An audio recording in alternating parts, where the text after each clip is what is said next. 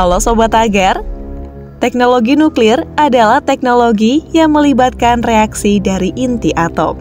Teknologi nuklir telah lama dikenal manfaat dan risikonya.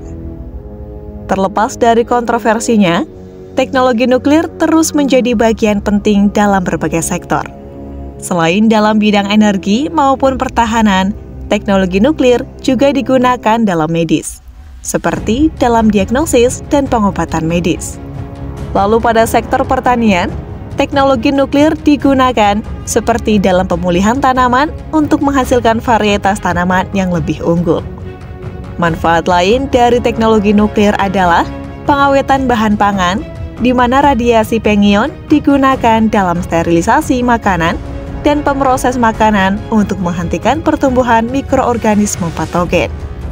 Kemudian dalam industri, teknologi nuklir digunakan seperti pada radiografi tes. Non-destructive test atau uji tak merusak ini biasanya memanfaatkan radiasi jenis foton berdaya tembus tinggi, baik sinar gamma yang dipancarkan oleh radioisotop maupun sinar X. Masalah utama terkait penggunaan teknologi nuklir adalah dihasilkannya limbah radioaktif yang cukup berbahaya jika tidak dikelola dengan benar. Radioaktif senantiasa memancarkan energi yang kita kenal sebagai energi radiasi. Dalam jumlah banyak, zat radioaktif yang terakumulasi dalam tubuh manusia dapat meningkatkan resiko penyakit seperti kanker maupun kelainan genetik. Pada dasarnya, limbah radioaktif tidak bisa dimusnahkan. Akan tetapi, limbah radioaktif dapat meluruh dengan sendirinya atau hilang seiring berjalannya waktu. Limbah radioaktif ini terbagi dalam beberapa jenis, mulai dari tingkat tinggi hingga tingkat rendah. Untuk limbah radioaktif tingkat tinggi, seperti limbah dari hasil proses PLTN yang berupa bahan bakar bekas nuklir, limbah ini memerlukan pengelolaan serta tempat pembuangan khusus dan butuh pengawasan ketat.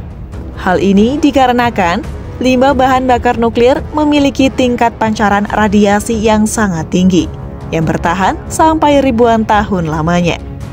Terdapat banyak fasilitas penyimpanan limbah bahan bakar nuklir yang dibangun di berbagai negara. Namun, fasilitas penyimpanan tersebut hanya bersifat sementara. Berbeda dengan Finlandia. Finlandia merupakan negara pertama di dunia yang memiliki fasilitas penyimpanan limbah bahan bakar nuklir jangka panjang yang permanen. Dalam setahun, jumlah bahan bakar nuklir bekas yang terakumulasi di Finlandia setara dengan sekitar 100 ton uranium. Dan pada akhir 2022, total 16.100 bendel yang setara dengan sekitar 2.400 ton uranium telah terakumulasi di Finlandia sebagai akibat dari penggunaan energi nuklir. Karena itulah, Finlandia membangun fasilitas penyimpanan limbah bahan bakar bekas nuklir di bawah tanah.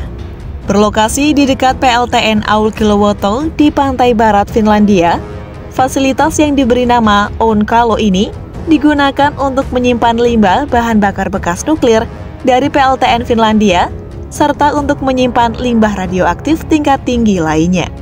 Fasilitas yang berupa terowongan bawah tanah tersebut dapat menyimpan limbah radioaktif selama 100.000 tahun, dan lokasi berada di 450 meter di bawah tanah. Lokasi fasilitas Ounkalo dipilih berdasarkan kondisi geologi tertentu.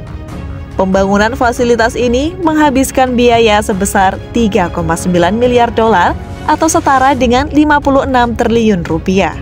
Diperkirakan pada tahun 2024, Ounkalo mulai diisi dengan limbah bahan bakar bekas nuklir dan limbah radioaktif tingkat tinggi. Dalam membangun Ounkalo tersebut, pemerintah Finlandia menggunakan metode KBS-3 yang dikembangkan oleh Swedia, yakni menggunakan beberapa rilis barier untuk menahan radiasi agar tidak keluar ke permukaan tanah.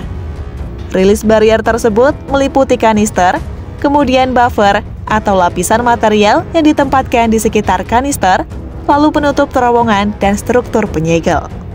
Selain itu, batuan dasar tempat lokasi Ounkalo ini dibangun juga berperan sebagai rilis barier alamiah, yakni dapat membatasi dan menghambat radiasi naik ke permukaan tanah. Dalam prosesnya, sebelum ditaruh di fasilitas Ounkalo, limbah bahan bakar nuklir yang dihasilkan akan disimpan di kolam pendingin yang merupakan fasilitas penyimpanan sementara selama beberapa dekade. Lokasi penyimpanan sementara itu berada di berbagai PLTN di Finlandia. Hal tersebut bertujuan untuk mengurangi panas dan radiasi pada limbah bahan bakar nuklir. Dan setelah itu, limbah bahan bakar nuklir yang ada di kolam pendingin akan dimasukkan ke dalam kanister. Kanister merupakan sebuah wadah khusus yang berbentuk tabung dan terbuat dari besi serta tembaga dengan ketebalan 5 cm dan tingginya sekitar 5 meter. Selanjutnya, kanister yang berisi limbah bahan bakar bekas nuklir dibawa menuju ke tempat penyimpanan akhir, yakni terowongan bawah tanah yang sudah dibuat di Onkalo. Di dalam terowongan bawah tanah, kanister akan dimasukkan ke dalam sebuah lubang, lalu lubang tersebut ditimbun dengan tanah liat bentonit yang berperan sebagai buffer. Tanah liat bentonit berfungsi untuk menyerap air bawah tanah yang meresap ke dalam kanister dan melindungi kanister jika terjadi pergerakan batuan.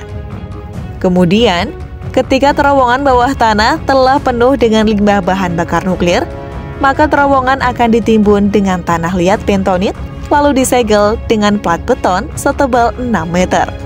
Selanjutnya, dibuat terowongan bawah tanah baru lagi untuk menyimpan limbah bahan bakar nuklir yang baru datang. Dan proses ini dilakukan terus-menerus. Lokasi penyimpanan akhir di Onkalo diperluas secara bertahap selama 100 tahun. Dan nantinya akan terdapat total 137 terowongan dengan total panjang 60 km. Ketika lokasi penyimpanan akhir di Onkalo telah penuh dengan limbah bahan bakar nuklir, maka setelah itu, semua terowongan yang menuju lokasi penyimpanan akhir ini akan ditimbun. Pada bagian atas akan diberi batuan besar, dan terakhir, fasilitas penyimpanan limbah bahan bakar nuklir ini akan direstorasi ke habitat aslinya. Nantinya, pada tahun 2125, fasilitas di Onkalo ini akan terdapat 6.500 ton limbah bahan bakar nuklir yang disimpan. Kondisi keamanan dari limbah bahan bakar nuklir yang disimpan di Onkalo telah diperhitungkan. Bahkan, para insinyur telah memprediksi berbagai skenario, mulai dari puluhan hingga ribuan tahun ke depan sampai zaman es.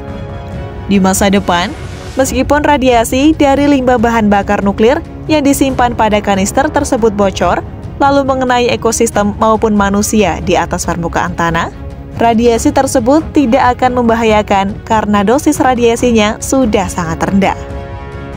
Itulah informasi seputar penyimpanan limbah bahan bakar nuklir bawah tanah.